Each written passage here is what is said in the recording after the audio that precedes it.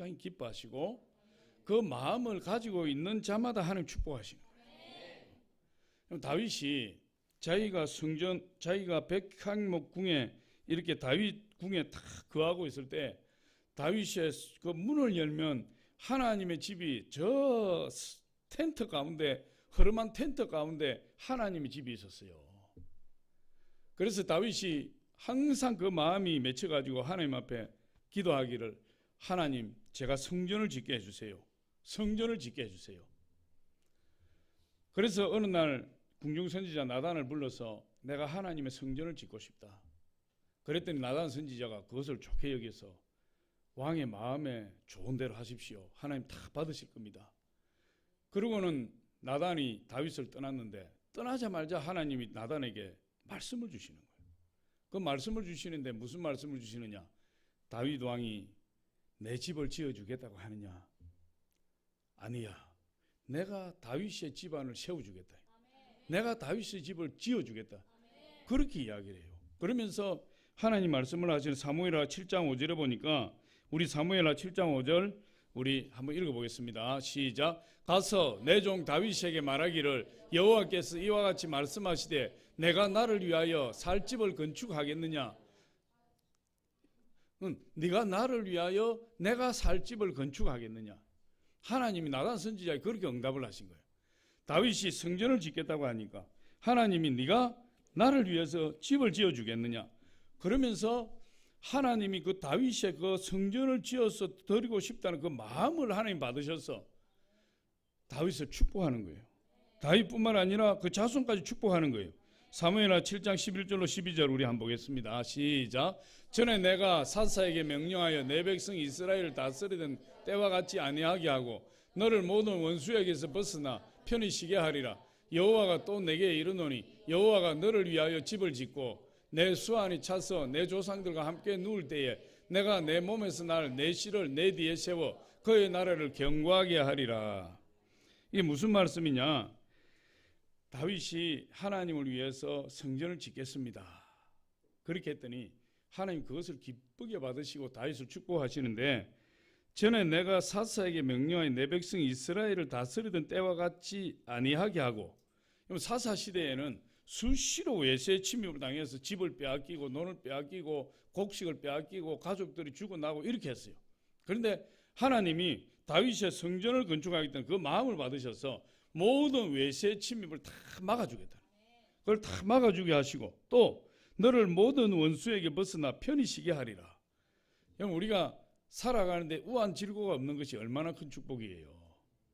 여러분, 아무리 돈을 많이 벌고 권세를 아무리 큰 걸 가지도 내 몸에 병들어서 매일같이 병원 치료하고 병원에 왔다 갔다 하면 그 인생에 낙이 없는 거예요. 문제가 생겨서 가정이 평안할 날이 없고 막 그냥 분란이 일어나고 이렇게 하면 인생 살 맛이 없는 거예요. 그런데 이스라엘 백성들이 지금까지 그랬거든. 하나님을 믿어도 그랬거든. 그런데 하나님이 다윗에게 무슨 약속을 하는 겁니까? 모든 원수에게서 벗어나 너를 편히 쉬게 하리라. 무엇 때문에? 다윗이 하나님 성전을 지으려고 할 때 그런 축복의 약속을 해주시고, 또 보니까 야훼가 또 내게 이르노니 야훼가 너를 위하여 집을 짓고, 다윗이 하나님을 위해 성전을 지어주겠다고 하니까 아니야. 내가 너를 위해서 집을 지어주겠다. 다시 말해서 하나님이 다윗을 위해 집을 지어주겠다는 것은 하나님이 다윗의 가문을 축복해 주시겠다는 거예요. 성전을 짓고 싶다는 마음만 가지고 있었는데 하나님 그렇게 하니 내가 너를 위하여 집을 짓고 내 수완이 차서 내 조상들과 함께 누울 때에 내가 내 몸에서 날 내 씨를 내 뒤에 세워 그의 나라를 견고하게 하리라.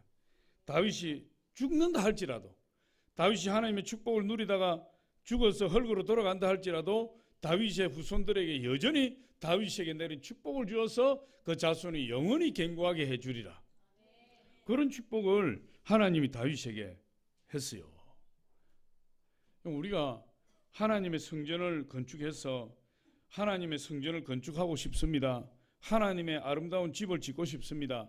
그 생각만 가지고 마음만 들여도 하나님이 이토록 기뻐하시고 축복하시는데, 우리가 밤낮으로 부르짖으면서 하나님 성전을 건축하게 해달라고 기도하는 그 기도를 하나님 들으시지 않겠습니까? 우리가 4일 동안 성령 대망회를 통해서 하나님 앞에 부르짖고 눈물로 기도하고 온 마음과 물질을 하나님께 드린 그것을 하나님께서 반드시 받으시고 축복하실 줄 믿습니다. 하나님께서 우리 마음을 받으셔서 주님의 대역사를 이루시는 거예요. 오늘 말씀도 보니까 하나님 앞에 드리는 물질에 대해서 이야기하고 있어요. 물질을 이야기하면 알레르기 반응을 일으키는 사람이다. 하나님 앞에 물질만 이야기하면 돈 끌어내려고 한다고 이러는 사람들이 있어요.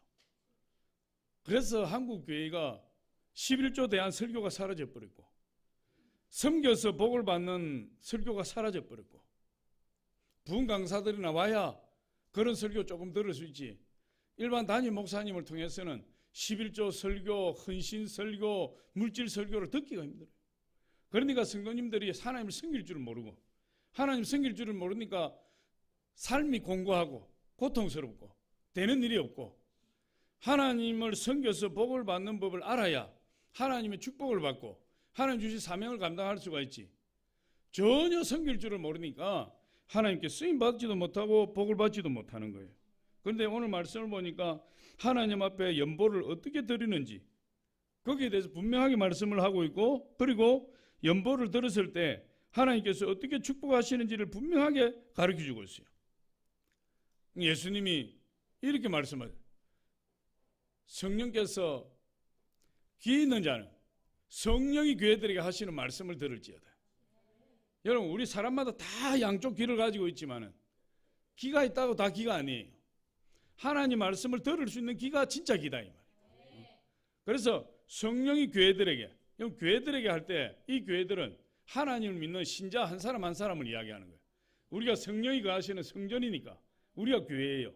그런데 성령이 여러분에게 하시는 말씀을 귀가 있는 자는 들으라. 귀가 있는 자는 들을 귀가 있는 자는 들어서 하나님의 축복을 받으라는 거예요. 들어도 마음이 이렇게 된 사람은 듣지를 못해요. 여기서 튕겨 나가든지 듣고 스쳐가 버리든지, 도무지 그것을 듣고 마음에 내려와서 마음에 심겨져서 싹이 나고 꽃이 피고 열매 맺어야 되는데 그런 것이 없고 입술로 불평을 말하고, 그렇게 해서 여러분 우리 신앙생활에 덕이 하나도 없고 유익이 하나도 없는 거예요. 그래서 성령이 들을 귀 있는 자는 교회들에게 하시는 말씀을 들을지어다, 그렇게 말씀하고 있는, 오늘 마음을 열고 하나님 말씀을 가감없이 받아들이는 그런 자가 복된 사람인 것을 여러분 믿으시고 오늘 말씀을 귀 기울여서 들으시기를 예수 이름으로 축복합니다. 오늘 말씀을 보니까 첫 번째로 심고 거두는 법칙에 대해서 이야기하고 있어요.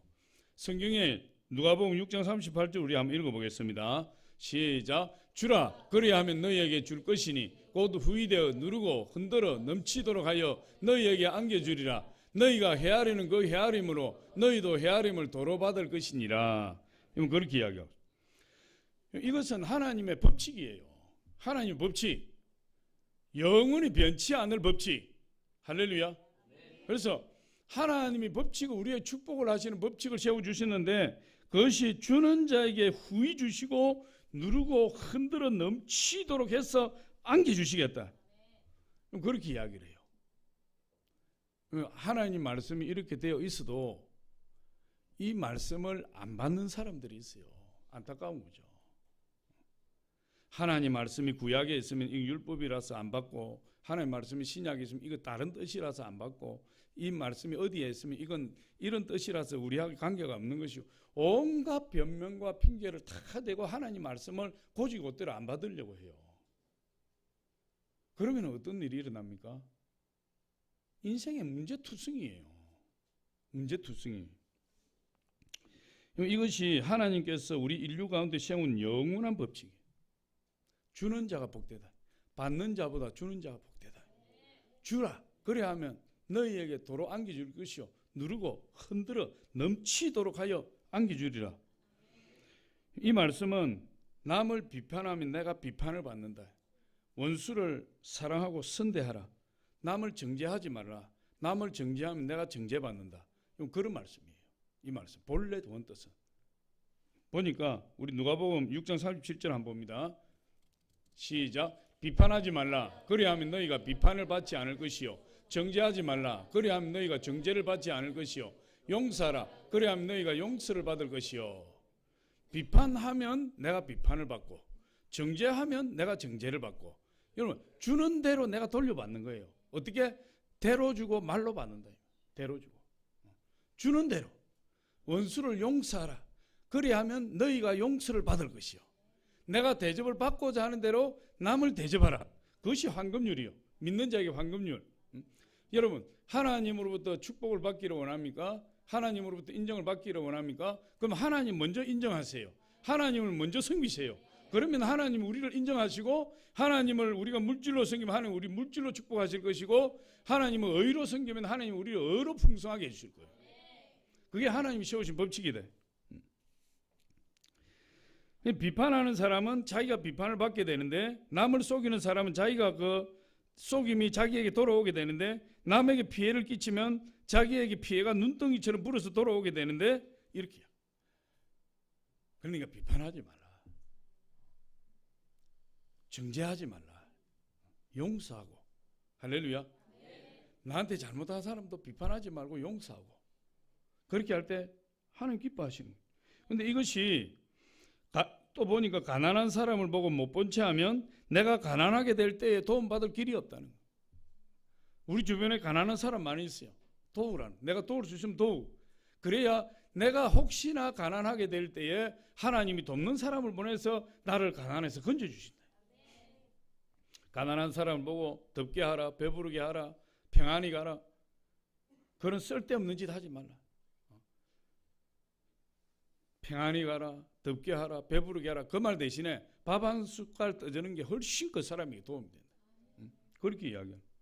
그런데 이것이 하나님과 우리 인간 사이의 법칙인데, 인간관계에도 법칙이 적용될 뿐만 아니라 하나님과의 관계에서도 이 법칙이 적용이 되고, 자연과의 관계에서도 이 법칙이 적용이 되고, 물질과의 관계에서도 이 법칙이 그대로 적용되는 거예요. 그대로. 누가복음 6장 35절 한번 봅니다. 시작. 오직 너희는 원수를 사랑하고 선대하며 아무것도 바라지 말고 꾸어주라. 그리하면 너희 상이 클 것이요 또 지극히 높으신 이의 아들이 되리니 그의 은혜를 모르는 자와 악한 자에게도 인자하시니라. 그대로 두세요. 보면 원수를 사랑하고 선대하라. 아무것도 바라지 말고 꾸어주라. 그리하면 너희 상이 클 것이요 지극히 높으신 이의 아들이 되리라. 그런데 그 다음에 뭐라고 하냐면, 그는 은혜를, 그는 할 때는 하나님이에요. 하나님은 은혜를 모르는 자와 악한 자에게도 인자하시니라. 다시 말해서 은혜를 모르는 자와 악한 자는 하나님 안 믿는 사람이에요. 하나님 안 믿는 사람도 원수를 사랑하고 선대하고 아무것도 바라지 않고 꾸어주고, 그런 사람은 하나님이 그 사람에게 인자하게 돼 주신다. 그게 하나님의 법칙이에요. 그래서 우리 예수를 안 믿어도 부모를 공경하면 이 땅에서 잘 되고 오래 사는 겁니다. 그게 하나님의 법칙이에요. 하나님의 법칙을 그렇게 딱 정해놨다. 근데 원수를 사랑하고 선대하면 하나님 믿지 않는 사람이라 할지라도, 악한 사람이라 할지라도 하나님이 그 사람을 축복하신다는 거예요. 그게 하나님의 법칙이기 때문에. 하나님이 심고 거두는 법칙이에요. 그러니까 내가 대접을 받고자 하는 대로 남을 대접하는 거예요. 그거 하나님이 생각하면 돼요. 사람과의 관계에서도 내가 저 사람에게 대접을 받고 싶으면 그 사람 대접하세요. 내가 저 사람에게 존중을 받고 싶으면 그 사람 먼저 존중해 버리시면 돼요. 내가 하나님께 축복을 받고 싶으면 하나님께 축복하면 돼요. 하나님 인정받고 싶으면 내가 먼저 하나님 인정하면 돼요. 그러면 하나님이 나를 사랑하고, 내가 하나님을 사랑하니 하나님 나를 사랑하고, 내가 하나님 나를 인정하고, 내가 하나님을 의지하니까 내가 어디로 가든지 하나님 나를 지켜주신다. 그게 황금률이에요. 물질도 마찬가지다. 물질도. 이 물질 문제가 예민한 거예요. 하나님은 11조에 대해서 우리에게 수없이 말씀하고 가르치고 있어요. 11조에 대해서. 저는 이 말씀을 좀 여러분이 잘 들었으면 좋겠어요. 마태복음 13장 23절에 이렇게 말씀하고 있어요. 우리 한번 보겠습니다. 시작. 좋은 땅에 뿌려졌다는 것은 말씀을 듣고 깨닫는 자니 결실하여 어떤 것은 100배, 어떤 것은 60배, 어떤 것은 30배가 되느니라 하시더라. 좋은 땅에 말씀이 뿌려져야 30배, 60배, 100배 열매 맺는 거예요. 그럼 좋은 땅은 어떤 땅인가? 좋은 땅. 좋은 땅은 우리 마음이라고 이야기하거든요. 성경에. 땅은 우리 마음이라고 해석을 그렇게 하고 있습니다. 씨는 하나님 말씀이고 땅은 우리 마음이라고 이야기하는데 어떤 마음이 좋은 마음이냐, 어떤 마음이 열매 맺는 마음이고 어떤 마음이 옥토의 마음이냐, 그걸 이야기해요. 어떤 마음이 열매 맺는 마음이겠어요? 어떤 마음이 옥토 밭이겠어요? 여러분 한번 생각해 보셨어요? 우리가 일반 땅으로 생각할 때는 거름이 풍성하고 잘 갈려져서 흙이 부드럽고 돌도 없고 이런 땅이 좋은 땅이죠. 근데 우리 마음은 그렇지 않으니까 어떤 마음이 옥토와 같은 마음이냐 이 말이에요. 어떤 마음이? 여러분 대답을 못 하시는 거 보니까 내가 그냥 이야기해야 될 것 같아요. 그게 어떤 마음이냐? 좋은 땅이라는 것은, 좋은 땅과 같은 마음이라는 것은 하나님의 말씀이 1.1획도 변함없이 이루어질 것을 믿는 마음이에요. 하나님의 말씀이 분명히 그대로 이루어질 것이라는 것을 믿는 마음이 옥토밭이에요. 하나님 말씀이 믿어지지 않는 마음은 돌짝밭 같은 마음이요, 가시밭길 같은 마음이요, 길가와 같은 마음이에요. 그래서 씨가 뿌려지면 새들이 와서 먹어버리고 싹이 나서 조금 믿음으로 반응했다가 세상의 염려와 재리의 유혹에 막혀서 결실하지 못하는 자요, 가시밭길 기운이 막아서 그냥 근심 걱정으로 기운이 막혀서 자라지 못한다. 그런데 옥토밭은 하나님 말씀이 환란이 와고 태풍이 와고 우리 인생 가운데 어떤 고난이 있을지라도 저 하늘이 무너지고 이 땅이 꺼져도 1.1획도 변하는데 하나님의 약속의 말 반드시 이루어질 것이라는 말씀을 믿고 불태전의 믿음으로 기도하고 나가는 그 사람의 마음이 옥토밭이에요. 그런 사람을 통해서 하나님이 30배, 60배, 100배 열매 맺게 되죠. 하나님 말씀을 100% 신뢰하는 자, 하나님 말씀 반드시 이루어질 것이라는, 하나님의 미랄이 떨어져서 썩어서 죽게 되는데 그것이 30배, 60배, 100배로 열매 맺게 된다는 거예요. 축복이 어디에서 오느냐? 축복의 근원이 어디에 있느냐? 믿음에 있다. 축복의 근원, 믿음. 우리의 축복은 믿음에 있어요. 그 믿음의 바탕에 씨앗을 심을 때 거기에 축복이 열매 맺게 돼요. 그 믿음은 무슨 믿음이죠? 하나님 말씀에 대한 믿음이에요. 하나님 말씀에 대한 변함없는 믿음. 할렐루야. 믿음은 들음에서 나면 들음은 그리스도의 말씀으로 말미암느니라. 우리에게 말씀에 대한 믿음이 우리의 믿음이에요.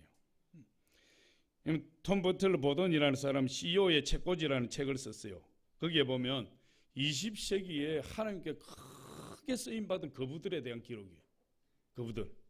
그런데 그 거부들의 성공 비결을 설명하고 있는데 거기에서 두 가지를 이야기해요. 뭐 다 많이 이야기하고 있지만 물질에 대해서 이야기하면 첫 번째가 11조예요. 두 번째가 베푸는 삶이에요. 그 거부들의 특징이. 록펠러는 11조를 하는 이유에 대해서 이렇게 이야기해요. 하나님이 제게 돈을 주셨으니 제가 11조를 하지요. 아주 시크하게, 아주 쿨하게, 아주 간단하게. 하나님이 주셨으니 11조 하는 거죠. 그렇게 이야기했어요. 폰드라는 사람은 신명기 8장 18절 말씀을 인용했어요. 내 하나님 야훼를 기억하라. 그가 내게 재물 얻을 능력을 주셨습니다. 폰드는 내가 벌은 이 돈들이 다 하나님이 주신 것이다. 하나님의 능력으로 돈을 버는 것이다. 그러니까 11조 하는 거죠. 그렇게 이야기했어요. 미국에서 큰 보험회사를 경영하는 제임스 월비라는 사람은 이렇게 이야기했습니다. 나의 성공 비결은 간단합니다. 수년 전에 나는 사무엘상 2장 30절에 나를 존중히 여기는 자를 내가 존중히 여기고 하는 말씀에 의지해서 11조를 들여서 하나님을 존중하기 시작하자 하나님이 나에게 축복을 하시기 시작했습니다. 하나님께 11조를 드리는 것이 하나님을 존중하는 것이다. 이렇게 하나님을 존중하는 자를 하나님이 존중하신다. 우리가 하나님 멸시하면 하나님 우리 멸시해요. 사정없이 멸시합니다. 우리가 하나님을 존중하지 않으면 하나님 우리를 절대로 존중하지 않아요. 하나님 인정하지 않으면 하나님 우리 인정하지 않습니다. 그러니까 이 월비라는 사람 그렇게 월비라는 사람 말라기 3장 10절에 보니까 만군의 야훼가 이르노라 너희의 온전한 11조를 창고에 들여 나의 집에 양식이 있게 하고 그것으로 나를 시험하여 저 혼자만 읽고 있나요? 우리 같이 한번 읽습니다. 시작. 만군의 야훼가 이르노라 너희의 온전한 11조를 창고에 들여 나의 집에 양식이 있게 하고 그것으로 나를 시험하여 내가 하늘 문을 열고 너희에게 복을 쌓을 곳이 없도록 붙지 아니하나 보라. 그럼 11조에 대한 유명한 성경 구절이에요. 유명한 성경 구절. 11조를 어떤 11조를 하라는 거죠? 온전한 11조를 하라. 이건 그렇게 이야기하고 있어요. 여러분, 어떤 분은 하나님 앞에 기도해서 하나님 11조 100만 원 하게 해주세요. 11조 500만 원 하게 해주세요. 하나님 11조 100만 원 500만 원 하게 해주세요. 근데 10만 원 하던 사람이 11조를 100만 원 내려고 하니까 500만 원 내려고 하니까 간이 떨려서 낼 수가 없어요. 그래서 국리를 하다가 10만 원도 냈다가 20만 원도 냈다가 30만 원도 내었다가 다시 아까워서 10만 원 내는 거예요. 하나님이 우리를 축복하실 때는 우리의 그릇을 키워야 돼요. 할렐루야. 하나님이 우리에게 한없는 축복을 주시려고 지금 11조 10만 원 하던 사람 100만 원 하게 하셨는데 그 100만 원 내는 것이 아니 1000만 원을 벌어서 900만 원을 내어갖고 100만 원을 내는데 그것이 아까워서 그것을 내지 못하고 10만 원 냈다가 20만 원 냈다가 30만 원 냈다가 10만 원 냈다가 여러분 하나님을 무시하지 마라 이 말이에요. 하나님을 존중할 줄 알아야 돼요. 그 11조가 늘어날 때 내가 축복받을 그릇을 키우는 거예요. 정확하게 온전한 11조를 드리고 아니면은 내가 11조를 100만 원 하게 되었으니 하나님이요 내 그릇을 키우기를 원합니다. 11조를 200만 원 한번 드려보세요. 200만 원. 금방 200만 원 하나님 채워주신다니까. 금방. 그게 아까워서 20만 원 드렸다가 30만 원 드렸다가 막 이랬다가 저랬다가 여러분 그러면은 얼마 지나지 않아서 그 사람의 11조는 다시 정확하게 10만 원대로 내려가 버려요. 틀림없습니다. 여러분 이 이파리를 딱 꺾어서 한번 떨어뜨려 보세요. 이게 순식간에 말라버립니까? 아니에요. 일주일이고 2주일이고 가면 표가 나지 않게 서서히 말라서 어느 순간에 보면 바짝 말라버린다니까. 지금 11조를 그렇게 하든 안 하든 내 생활에 내 수입이 여전한 것 같지만은 그 시간이 지나면은 어느 순간에 이파리가 떨어진 나무에 떨어진 이파리처럼 어느 순간에 잡아보면 바짝 말라버린다. 이게요. 하나님을 우리가 존중할 줄 알아야 된다. 나는 정직한 자의 형통을 믿는다. 이랬는데 박성수 회장이 우리 성령대망회 할 때도 강사님이 그 예화를 드셨지만은 이분이 집에서 500만 원 받고 쫓겨났어요. 예수 믿는다고. 그래서 이분이 신촌에서 두 평짜리 가게를 얻어가지고 옷장사를 하는 거예요. 옷장사를 하는데 두 가지 하나님 앞에 서원을 했어요. 하나님, 어떤 일이 있어도 11조는 하겠습니다. 하나님, 어떤 일이 있어도 주일 성수하겠습니다. 그 두 평짜리에서 장사를 하는데 생각을 해보세요. 주일날이 돼야 그 신촌 그 유동 인구가 가장 많을 때가 토요일 주일이에요. 토요일 주일. 지금은 뭐 금요일부터 뭐 토요일부터 쉬니까 금요일 날 불금이라 해가지고 막 정신없는 삶을 살고 있지만 주일 날 유동 인구가 제일 많은데 그 두 평짜리에서 한 푼이라도 벌어야지 주일 날 다 문을 닫아버리고 그러면서 하나님 앞에 기도하기를 하나님 10년 후에 1천억 매출을 올리게 해주세요. 1천억. 그렇게 기도하고 두 평짜리에서 가기를 하면 매 주일마다 문 닫아. 나중에 이 회사가 부흥해가지고 대리점들을 막 여기저기 세우는데 대리점들이 만약에 주일날 문 연다 하면은 아멘 의사처럼 조사를 해가지고 주일날 문 연다 하면은 그 가게의 물건을 그냥 끊어버린다. 아니 망해버리게.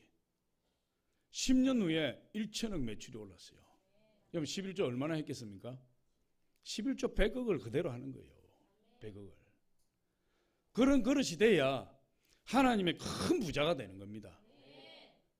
그런 하나님의 말씀을 존중할 수 있어야 하나님의 축복받는 부자가 돼요. 우리의 재능이 있지만은 하나님을 믿지 않고 하나님을 의지하지 않으면 내가 가지고 있는 재능을 최선을 다해서 열심히 살아갈 때 겨우 밥벌어 먹고 살 수 있는 정도가 돼요. 그런데 하나님이 도와주시면 내 재능의 30, 60, 100배, 1000배, 만배로 넘어서 하나님의 복이 임한단 말이에요. 미국의 시르카 하이드는 10의 구조를 하나님께 드린 사람으로 유명해요. 이분은 한때 1만 달러의 빚을 지고 9자녀의 생계를 책임지고 걱정해야 했는데 그런 가운데서도 빚을 내어서 생활하면서도 11조를 정확하게 하나님 앞에 드렸어요. 11조를. 그랬더니 여러분 하나님이 그분에게 복을 쏟아부어 주시다. 나중에 하나님 복을 받아 10의 구조까지 하나님께 드리게 돼요. 얼마나 감사했든지. 할렐루야. 하나님께서 우리에게 이렇게 말씀하여 주라. 그리하면 너희에게 줄 것이니 후이되고 누르고 흔들어 넘치도록 하여 안겨주리라. 누르고 흔들어서 넘치도록 해서 안겨주는 것이 하나님 마음이라니까. 그 마음을 모르고 우리는 한 푼이라도 아끼고 싶어서 여러분 멀리 볼 수 있다. 멀리. 이 펜이라는 사람은 이 백화점 왕인데, J.C. 펜이는 백화점 왕인데, 이분이 한때 정권 투자를 해가지고 쫄딱 망해버렸어요. 한때 쫄딱 망해가지고 병까지 얻고 재산 다 날려버려 병원에 입원했는데, 병원에 있으니까 늘 고통하고 신음하는 소리만 듣다가 어느 날 찬양 소리가 들려서, 찬양 소리가 들리고 기도 소리가 들리고 예배하는 소리가 들려서 그 기도 소리를 따라가니까 그 교회에 예배 처소가 있었대. 거기 들어가서 하나님께 예배하면서 그 자기의 인생을 되돌아보게 됐는데, 그 예배를 들으면서 그가 고백하기를, 내가 찬송과 말씀과 기도 소리를 들었을 때 캄캄한 굴 속에 햇빛이 비치는 것처럼 서서히 비치더니 나중에 굴 속에 온통 밝아져서 내가 마치 지옥에서 천국으로 옮겨진 것 같았다. 그러면서 이분이 그 인생의 새 출발을 결심하면서 이렇게 이야기를, 너희가 대접을 받고자 하는 대로 남을 대접하라. 그 말씀을 탁 붙더니 이게 한금률이에요. 너희가 대접을 받고자 하는 대로 남을 대접해라. 우리 하나님과의 관계도 똑같아요. 너희가 하나님께 대접을 받고자 하는 대로 하나님을 대접해라. 그 말씀을 인생의 모토로 붙들었어요. 그리고 그의 사업과 생활의 표어로 딱 정하고 그가 사업을 다시 하면서 재기하기 시작했는데, 그가 하나님 앞에 철저하게 11조를 드릴 뿐만 아니라 그가 엄청난 돈을 들여서 은퇴 목회자를 위한 주택 100동을 지어서 헌납해버렸어요. 그 빚쟁이가, 그 망한 사람이, 그 병든 사람이. 그리고 나중에 그가 이렇게 고백했어요. 어떻게 하면 더 많은 것을 더 많은 사람에게 줄 수 있을까? 그 생각을 하며 감사하는 생활 속에 넘치는 복이 있음을 알았습니다. 베푸는 삶이에요. 너희가 대접을 받고자 하는 대로 남을 대접하라. 여러분 성경 보니까 주라, 주라, 먼저 베풀어라 이 말이에요.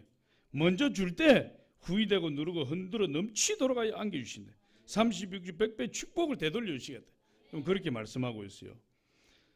여러분 하나님이 이 우주를 창조하시는데 낮과 밤이 쉬지 않고 돌아간다 그랬어요. 그건 하나님 창조하신 거예요. 그럼 낮과 밤이 쉬지 않고 돌아가는 한도 내에서는 심고 거두는 법칙이 그대로 유지된다. 할렐루야. 이 세상이 없어질 때까지, 저와 여러분 이 세상 떠날 때까지 심고 거두는 법칙은 그대로 유지되는 거예요. 하나님의 말씀, 저는 우리 교회 성도님들만이라도 이 물질에 대한 이 하나님의 말씀을 오해하고 반발하는 사람이 없기를 바라요. 하나님 말씀, 물질에 대한 하나님 말씀을 수용하고 순종해서 복을 받아야지, 오해하고 반발해서 고생하는 사람이 있으면 안 돼요. 왜 하나님 말씀을 오해하고 하나님 말씀을 반발합니까? 그건 어리석은 사람이에요. 우리 지혜로운 자가 돼요. 할렐루야. 새해는 우리 한 분도 빠짐없이 심고 거두는 법칙을 우리 생활 속에 꼭 적용해서 하나님 큰 복을 받으시기 바랍니다. 두 번째로 계자씨 법칙이에요. 성경에 계자씨 하나를 심으면 그 씨가 크게 자라서 나무가 된다. 그렇게 이야기. 우리 마태복음 13장 31절로 32절 같이 한번 읽어봅니다. 시작.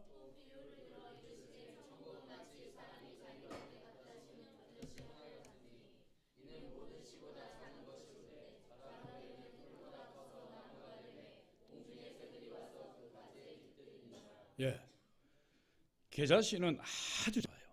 제가 이제 신학교 때 우리 밥 먹는 자리에 누가 병에다가 계자씨를 가져왔어요.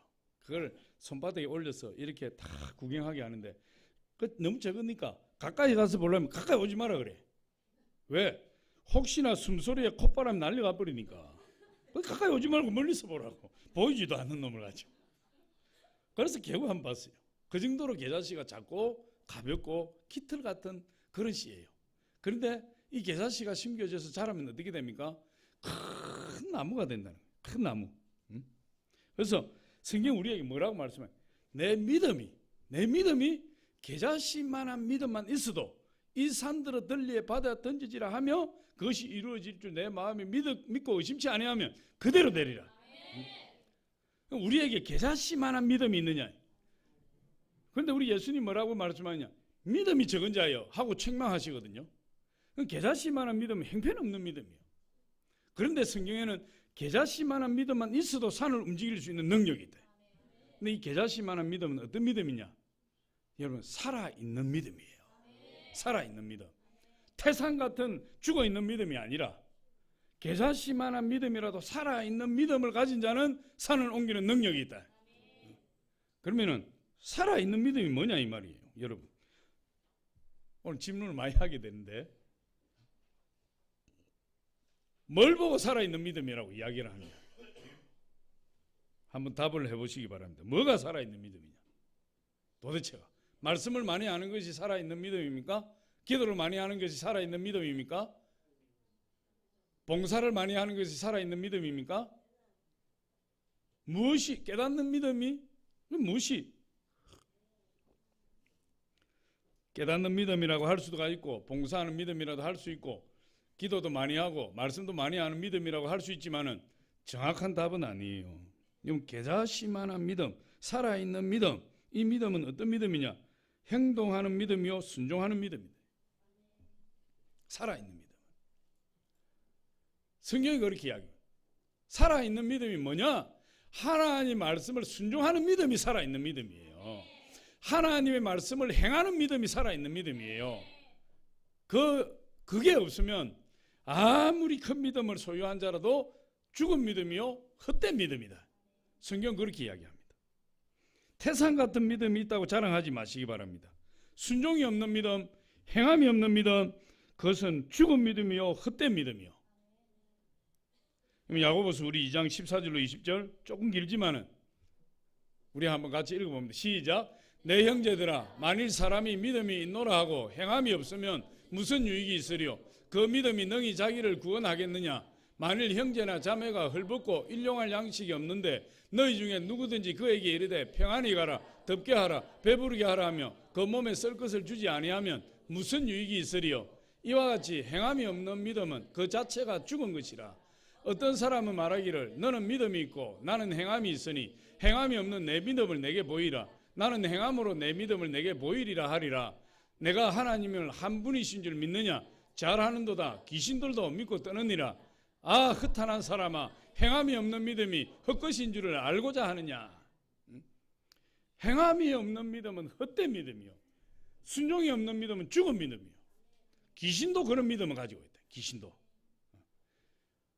귀신의 믿음이 어떻게 보면 우리 믿음보다 더 좋아요. 귀신의 믿음은 확실한 믿음이 하나 있는데 그 믿음은 뭐냐 하면 하나님은 살아 존재하신다는 믿음이에요. 그 믿음만은 귀신은 확고하다. 그런데 그 귀신은 하나님을 아는 믿음은 있지만은 그들이 하나님 말씀을 순종합니까? 안 하죠. 하나님 말씀을 행합니까? 안 하죠. 우리가 순종하지 않고 하나님 말씀을 행하지 않으면 귀신의 믿음보다 더 못한 거예요. 귀신보다도 더 못한 믿음을 가지고. 그러니까 살아있는 믿음은 행함이 있는 믿음이요 순종이 있는 믿음이요. 내가 아무리 예수를 믿습니다, 교회 나와서 매 주일마다 교회 나와서 앉아있어도 하나님 말씀 전혀 순종하지 않아. 믿음이 없는 자예요. 믿음이 없는 자예요. 어찌 의심하느냐? 믿음이 없으니까 의심하는 것이. 믿음이 없으니까. 믿음이 없으니까 엉뚱한 짓 하는 거죠. 믿음이 없으니까. 아무리 큰 믿음을 가졌더라도 행함과 순종이 없는 믿음 아무짝에도 쓸모가 없고, 겨자씨만한 믿음이라도 순종하는 믿음, 행함이 있는 믿음을 심으면 그 믿음을, 겨자씨만한 믿음을 통해서 어떤 일이 납니까? 큰 나무 같은 천국이 이루어진다는 거예요. 천국은 이와 같은 것이다. 천국은 겨자씨 하나를 심겨지면 큰 나무가 되어서 새들이 와서 깃들이는 그런 자리가 된다. 그게 천국이에요. 겨자씨만한 것이라도 심어야 돼요. 안 심으면 거둘 것이 없대. 겨자씨라도 심어야 이것이 자라난다. 우리 믿음의 씨앗을 심고 크게 거둘 것을 기대하시기 바랍니다. 겨자씨만한 믿음. 심지 않고 거두려고 하는 것은 하나님을 속이는 것이다. 심지 않고. 갈라디아서 우리 6장 7절로 8절 우리 한번 봅니다. 시작. 스스로 속이지 말라. 하나님은 업신여김을 받지 아니하시나니 사람이 무엇으로 심든지 그대로 거두리라. 자기의 육체를 위하여 심는 자는 육체로부터 썩어질 것을 거두고 성령을 위하여 심는 자는 성령으로부터 영생을 거두리라. 스스로 속이지 말라. 하나님은 업신여김을 받지 아니. 하나님을 존중하는 자를 하나님 존중하신다. 하나님 업신여기면 하나님 우리 업신여기 버려. 심지도 않고 거두려고 하는 것은 하나님 업신여기나. 심지도 않고. 무엇으로 심든지 그대로 거두리라. 콩 심은 데 콩 나고, 파 심은 데 팥 나고, 많이 심으면 많이 나고, 적게 심으면 적게 나고. 옛날에 우리 아버지가 나보고 콩을 심으라고 밭에 콩을 한 자루 줬는데 그 더운데 얼마나 힘들어요. 고랑을 다 만들어 놨는데. 그래서 그걸 짊어지고 산에 가가지고 몇 줄 심다가 열받아서 한쪽에 그냥 구덩이 파고 다 묻어버렸는데 그게 얼마 지나지 않아서 다 들통 나는 거예요. 거기 콩나물 시루처럼 이게 자라는데 그게 썩어가지고 몇 줄 심은 데 그 몇 개 나고 안 심은 데는 하나도 안 나고 많이 심으면 많이 나고 적게 심으면 적게 나고 안 심으면 안 나고 그래 되는 거예요. 그리고 또 여기서 보니까 뭐라고 말씀하시냐면 자기 육체를 위하여 심는 자는 육체로부터 썩어질 것을 거두고 성령을 위하여 심는 자는 성령으로부터 영생을 거두리라. 우리가 실제적으로 씨앗을 심는 것도 있지만은 우리 행동을 심는 게 있다고. 행동을 불의하고 부정하고 음란하고 더럽고 폭력하고 입술에 온갖 비난과 비평을 다 하고 그런 식으로 살아가면 그것이 하나의 씨앗이 되어서 우리 인생의 씨앗으로 심겨지는 거예요. 그런 사람은 뭘 거두는 거죠? 육체로부터 썩어질 것 같고 썩어질 열매가 열린다. 그런데 기도로 심고 말씀으로 심고 봉사로 헌신으로 막 성령을 위하여 심는 자는 뭘 거두는 거죠? 그것이 하나의 씨앗이 되어서 영생을 거둔다. 영생을. 우리 말로도 심는 거예요. 우리 행동으로 심는 거예요. 우리 손으로도 심는 거예요. 말로 심든 행동으로 심든 손으로 심든 무엇으로 심든 심는 그대로 거두게 된다. 틀림없는 하나님의 법칙이에요. 그래서 저와 여러분들이 성령을 위해서 거룩함을 심어야 돼요. 그러면은 그걸 심어 놓으면 때가 되면 사랑과 희락과 화평과 오래 참음과 자비 양성과 충성과 온유의 절제, 온유와 절제, 성령의 9가지 열매가 30배, 60배, 100배로 열리게 돼. 거룩한 사람, 하나님이 성령으로 새 생명이 넘치는 사람, 예수 그리스도를 닮은 그런 하나님의 자녀로 자라게 되는. 겨자씨만은 믿음을 심어야 돼. 그건 바로 행동으로 순종하는 거예요. 마지막으로 심는 자를 도우시는 하나님이에요. 오늘 고린도서 9장 10절로 11절을 보니까 심는 자에게는 씨를 주시고 양식을 주신다. 심는 자에게. 하나님이 심을 수 있는 마음이 있으면 하나님이 심을 수 있도록 씨를 주신다는 거예요. 그리고 심으면 씨만 주는 것이 아니라 먹을 양식도 주신다는 거예요. 그러니까 이렇게 해도 축복이고 저렇게 해도 축복이고 저렇게 해도 축복이고 이렇게 해도 축복이고 우리 마음에 그 마음이 있으면 축복이에요. 내 마음이 없으면 문제다 이 말이에요. 마음이 없으면. 심는 자에게 다 심을 수 있게 해주시고 또 심는 자에게 내가 심고 나면 먹을 게 없는데 이거 심으면 안 되지. 그럼 걱정하지 마시고 성경에 보니까 심는 자에게 더 심을 수 있는 씨도 주시고 먹을 양식도 주신다는 거예요. 우리 고린도후서 9장 10절로 11절 한번 봅니다.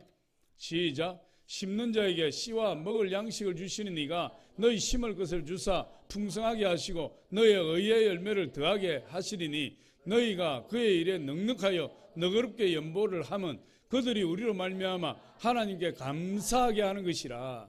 앞에 한번 보여주시죠. 앞에 심는 자에게 뭘 줘요? 씨도 주고 심을 씨도 주고 그 다음에 먹을 양식도 주고 또 심을 것을 주사 어떻게 하시고 풍성하게 하시고 의의 열매를 더하여 주시고. 그러니까 우리가 마음이 없어서 문제지 내가 하나님을 사랑하는 마음을 가지고 내가 심고자 하면 하나님은 어떤 방법을 통해서도 심을 수 있게 해주신다 이 말이에요. 그걸 심게 되면 하나님 30이 60이 100배로 풍성하게 열매를 주신다. 그렇게 이야기하고 있어요. 여러분 지금은 그런 집들이 없겠지만 우리 어릴 때 겨울에 아무리 먹을 것이 없어도 집안 작은 방 찬창에 보면 벽시도 가득하고 감자도 가득하고 고구마도 가득하고 콩도 몇 자루가 있고 깨도 한 자루가 있고 다 있어요. 있는데 절대로 먹어치우지 않아. 왜? 그건 씨앗이.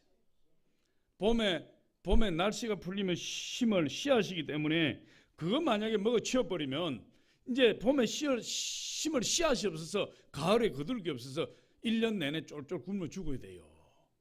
그래서 보릿고개가 와도 겨울이 힘들어도 그건 막 배를 막 허리띠로 졸라매면서 참는 거예요. 그거 보면서 침을 흘려도 참는 거예요. 봄에 심어서 가을에 거둬야 되기 때문에 어리석은 사람은 그거 다 뽑아서 먹어버린다니까. 눈에 보이는 거. 그러면은 그 사람 더 이상 심을 것이 없어. 종자는 먹어 없애는 것이 아니라 심기 위해 존재하는 것이 종자예요. 여러분 하나님께 종자 씨앗도 심지 아니하고 하나님 앞에 나와서 주세요 주세요 한다고 하나님 주십니까? 하나님을 만휴리 여기지 말아요. 하나님 격밀히 여기지 말라. 그렇게 이야기하는 거예요. 그러니까 심고 거두는 법칙에 있어서 하나님의 원칙을 우리에게 주셨기 때문에 우리는 반드시 이 원칙을 알고 원칙을 믿어야 돼요. 여기서 보니까 딱 세 가지로 이야기하고 있어요. 세 가지. 첫째, 많이 심는 자는 많이 거둔다. 많이 심는 자. 두 번째, 억지로 하지 말라. 사람 눈치 보고 하지 말라. 할렐루야. 하나님 눈치 보고 해야지 사람 눈치 보고 억지로 하지 말라. 내가 사람에게 칭찬받으려고 많이 하지 말고 사람에게 칭찬받으려고 하는 흉내 내지 마라. 하나님 억지로 하는 거 안 받으신다. 세 번째로 뭐라고 말씀해? 인색하게 하지 말고 즐겁게 심으라. 하나님 앞에 인색하지 말라. 인색. 째째하게 하지 말라. 하나님 앞에. 왜? 하나님 앞에 내가 째째하면 하나님 나한테 째째해버려요. 많이 심어버려요. 근데 제가 이렇게 이야기해도 성령이 교회들에게 말씀하시는데 귀 있는 자는 들을지어다. 귀 있는 자는. 고린도서 9장 6절로 7절 한번 봅니다. 시작. 이것은 곧 적게 심는 자는 적게 거두고 많이 심는 자는 많이 거둔다 하는 말이로다. 각각 그 마음에 정한 대로 할 것이요 인색함으로나 억지로 하지 말지니 하나님은 즐겨내는 자를 사랑하시느니라. 많이 심는 자는 많이 거두고 억지로 하지 말고 인색하게 하지 말고 즐겁게 심으라. 그렇게요. 우리 저번 주에 성령 대망회를 통해서 우리가 은혜도 많이 받았고 우리 성도님들이 엄청나게 헌신을 했는데 그 이야기하기 전에 저는 먼저 이 말씀을 한번 드리고 싶어요. 앞에 있는 담임 목사가 6개월 전에 적어도 몇 개월 전에 기도하면서 강사를 초청하고 성령 대망회를 준비하고 강구해서 기도하고 그날을 바라보고 우리가 한 마음으로 나가게 되면 적어도 이 교회가 내 교회다고 생각하는 사람은 교회에서 하는 그런 큰 행사를 나 몰라 하지 않는 거예요. 어떻게 계속해서 강구를 하고 성령 대망회가 있습니다. 화요일, 수요일, 목요일, 금요일 시간이 이렇게 됩니다. 강구를 하면서 나가는데 그게 전혀 나하고 관계없는 일이 될 수 있냐 이 말이에요. 특히 우리 권사님들, 우리 재직들, 우리 리더들 그게 남의 일입니까? 남의 교회라고 생각하니까 관심이 없는 거예요. 신경을 안 쓰는 거예요. 성회가 이루어지든지 성회가 되든지 되지 않든지 나하고 무슨 상관이냐. 그렇게 하면 안 돼요. 하나님 복을 받는 사람은 그런 사람이 아니에요. 교회가 무슨 큰 행사를 하면 내가 가야지. 내가 주인이지. 내가 손님을 모셔야지. 그런 생각을 가져야지. 전혀 나와 관계없는. 나는 성령 대망회가 싫어요. 싫든 좋든 내 교회면 우리 교회에서 행사를 하면 내가 나가서 손님을 맞이할 생각을 하는 사람을 하나님이 기뻐하시겠어요? 아니면은 난 성령 대망이 같은 거 싫어요. 그 막 그러는 거 나는 싫어. 아예 관심 안 가지는 사람을 하나님 기뻐하시겠어요? 그렇게 하면 안 돼요. 그건 이제 그냥 제가 한번 해보는 소리고, 하도 제가 좀 서운해가지고, 제가 서운해서 시험 들 뻔했다 이 말이에요. 그래서 해본 소리예요. 이 말씀을 내가 꼭 들어야 되겠다, 그런 생각해가지고. 예, 할렐루야. 예. 그런데 이번에 우리 성령 대망회를 통해서 우리 성도님들 헌신을 볼 때 눈물이 앞을 가렸다. 눈물이. 우리 성도님들 한 마음으로 기도하고, 나는 이번에 우리 성령 대망회를 통해서 우리 20명, 30명 우리 성도들의 절반도 참석 안 했는데 한 마음이 되어 있다는 것을 제가 확인을 했어요. 우리 성도님들 한 사람 한 사람 모두 다 성전 건축에 대한 열망이 담임 목사 못지않게 있다는 것을 확인했어요. 어떻게 확인했느냐? 성경에 보니까 내 재물이 있는 그곳에 내 마음도 있느니라. 우리 성도님들이 헌신적으로 헌금했어요. 아, 우리 성도님들의 마음이 주님의 몸된 교회에 가 있구나. 그걸 알게 되고, 그걸 알고 제가 얼마나 눈물을 흘렸는지 알 수 있어요. 물론 우리 성령 대망회 하기 이전에도 성전 건축에 대한 뜨거운 마음을 가지고 1,000만 원도 헌금하고 500만 원도 헌금하고 300만 원, 200만 원, 100만 원씩 나눠서 하는 분들도 있고, 또 매일매일 계좌로 이체하는 분들도 있고 10만 원, 20만 원 하는 분들도 있고, 그 성령 대망회 하기 이전에도 많은 분들이 건축 헌금을 하고, 그래서 참 너무 이분들이 나와 함께 하는구나, 정말 이분들이 건축에 대한 비전을 같이 받았구나, 너무나 고맙구나, 이런 생각을 하고 있었는데, 이번 성령 대망회를 할 때 보니까 그런 분들도 있는 반면에 지금까지 없어서 하지 못했지만 이번 성령 대망회를 통해서 그 마음을 하나님 앞에 드리는데, 여러분 이번 4일 동안 성령 대망회를 했는데 우리 성도님들이 많이 참석해도 30명이었어요. 많이 참석해도 30명인데 그 30명이 4일 동안에 헌금을 했는데 여러분 4천만 원이에요. 4천만 원. 우리 하나님께 영광해 보세요. 여러분, 제가 우리 성도님들의 사정을 다 알고 있고 우리 성도님들이 제 사정을 다 알고 있는데 어디서 4천만 원? 우리 교회 같이 이런 조그만한 교회 20, 30명 모여서, 성령 대망이 20, 30명 모였으니까 거기에서 4천만 원이 나왔다는 것은 기적 중에 기적이에요. 제가 얼마나 놀라고 감격했는지 알 수 있어요. 현금이 2천만 원 나오고 작정한 거 하면 4천만 원, 2천만 원 해서 4천만 원이 나왔다. 그런데 그 면면들을 보니까 여러분, 어떤 분은 자녀 학자금 내려고 한 푼 두 푼 쓰지도 않고 모았던 거 하나님 건축한다고 하니까 그거 다 가져와서 하는 거 다 들어버렸어요. 다 들어. 앞으로 어떻게 모을지 생각도 없어요. 하나님 건축한다고 하니까. 어떤 분은 머리가 아파서 돈 모아가 MRI 찍으려고 병원 가려고 했는데 하나님 건축한다고 하니까 그 MRI 찍을 돈을 하나님 다 바쳐버렸어요. 하나님 고쳐주실 줄 믿습니다. 내가 그 머리에 손을 꽂고 기도할 때마다 하나님 MRI비 다 냈습니다. 하나님 이거 치료해 하셔야 됩니다. 그렇게 기도하니까 고쳐주시겠어요? 안 고쳐주겠어요? 예수생명교회 어떤 여전도 남전도 회장 부인이 왔는데 이야기 들어보니까 건축하는데 생명보험을 깨가지고 하나님 바쳐버렸다더라고. 그래서 그 목사님이 하나님 저분 돌아가실 때까지 아프지 않게 해주세요. 아프지 않게. MRI 안 찍어도 되게 하나님 두통 싹 사라지게 해주세요. 그렇게 해서 그걸 하나님 얼마나 안타깝겠어요. 그 10만 원 20만 원 모아가 MRI 찍으려고 했던 그 돈을 하나님 들여버린. 또 어떤 분은 보니까 생명보험을 또 깨버려. 우리 교회도 생명보험을 깨가지고 그냥 하나님 앞에 드리고, 어떤 분은 보험을 500만 원 들었는데 그 보험을 해약하니까 150만 원밖에 안 준다.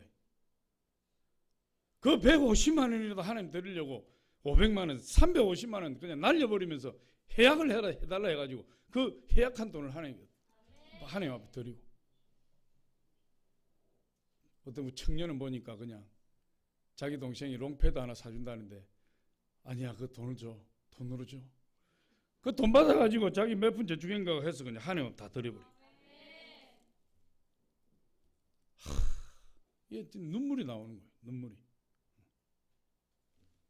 여러분, 어떤 분은요, 드릴 돈이 없어가지고 목걸이 뺏어 그랬어요. 목걸이. 이게 70년대 80년대 일어날 일이지 이 2018년도에 지금 일어날 일이냐고 이게. 얼마나 그 마음이 뜨거웠으면 드리고 싶은데 드릴 돈이 없으니까 목걸이 뜯어가지고 하나님 앞에 넣어버렸다니까. 하나님 앞에. 우리 여의도 순복음교회가 여의도 성전을 건축할 때 그 뼈대가 올라가고 그 골조가 올라가는데 돈이 없으니까 성전 건축이 멈췄어요. 조영기 목사님이 가면은 건축업자가 돌멩이 들고 따라와서 신발 벗고 마포까지, 여의도에서 마포까지 도망가고 달리기를 잘하니까 마포까지 도망을 가고요. 조영기 목사님 젊었을 때 굉장히 빨랐어요. 운동선수래. 신발 벗고 막 마포까지 손살까지 달려 도망가 숨어 있다가 밤에 나와가지고 하나님 앞에 무릎 꿇고 막 하나님, 이 녹물이 흘러내린 이 골조가 무너져서 제가 여기서 죽기를 원합니다. 이런 고통하고 돈 안 주시고 성전 건축 못하게 할 바에야 왜 하나님 이 일을 시켰습니까? 저 골조가 무너져서 저를 죽여주세요. 그때부터 시작한 것이 우리나라의 금요철야예배가 그때 시초가 된 거예요. 그 이전에는 금요철야예배가 없었어요. 수요 저녁 예배가 있었어요. 그 하나님 앞에서 건축하다가 멈춰가지고 죽기를 원하고 그 앞에서 무릎 꿇고 기도하는데 성도들이 한 사람 두 사람 모여서 조영기 목사님 같이 기도하기 시작하는데 그게 모여서 금요철야 예배가 되는데 그 황량한 그 벌판에, 메마른 벌판에서 그 모래바람이 불고 있는 그 추운 곳에서 그냥 거기서 기도회를 한 거예요. 기도회를 하는데 돈은 없고 건축업자는 돌멩이 들고 쫓아다니고 고발한다 그러고 방법이 없으니 녹물은 녹아내리지. 그때 기도에 나온 할머니 집사님 한 분이 자기가 드리고 싶은데 드릴 것이 없으니까 자기 집에 자기 먹는 놋밥그릇하고 놋숟가락 젓가락하고 가지고 나와서 조영기 목사 드린 거예요. 목사님, 제가 드릴 것이 이것밖에 없습니다. 이거 건축 헌금에 쓰십시오. 그래서 조영기 목사 그거 받으면서 울고 온 성도들이 다 울고. 그런데 그걸 드리게 되었는데 그걸 보고 있던 장로님 한 분이 목사님, 제가 그 밥그릇과 숟가락 젓가락 제가 사겠습니다. 그 장로님 큰 돈을 들여서 그 밥그릇과 숟가락 젓가락을 사서 그 할머니에게 돌려드리고 그때부터 성도들이 헌금을 하기 시작하는데 집 있는 사람은 집 팔고 전세로 사는 사람은 전세 빼서 월세로 가고 그렇게 해서 그 빼대면 앙사하고 녹물이 녹아내는 그 성전이 건축이 되어서 지금 세계 최고로 가는 여의도 순복음교회가 된 거예요. 나는 그 목걸이를 빼서 바칠 때 그 생각이 막 떠나지를 않더라니. 하나님 우리 교회 사랑하시는구나. 하나님 성전 건축하는 그렇게 기뻐하시는구나. 어떻게 지금 이 시대에 돈이 없으면 안 하고 말지. 어떻게 이 시대에 자기 목걸이를 빼어서 하나님 드릴 돈이 없어서 이거 드립니다. 그래도 목걸이를 빼어서 하나님 앞에 드릴. 하나님의 역사가 아니고 하나님이 우리 교회를 기뻐하지 아니하고서는 어떻게 이런 일이 일어날 수 있느냐. 어떻게? 너무 감동. 눈물을 흘리지 않을 수가 없고 말을 이을 수가 없어. 우리 성도님들 한 돈이 4천만 원. 그 목걸이 빼고 그 팔면은 4천에서 좀 더 되지. 할렐루야. 그 한 돈이 비싸요.